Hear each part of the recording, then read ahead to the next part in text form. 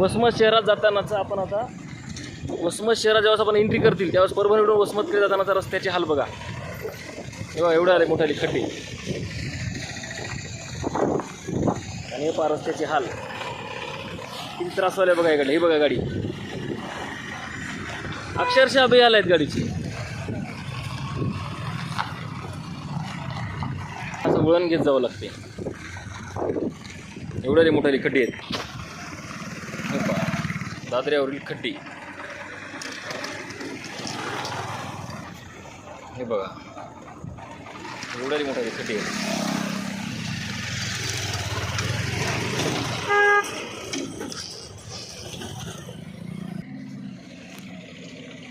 अपघाताची प्रमुख क्षेत्र वसमत शहरातील रस्ता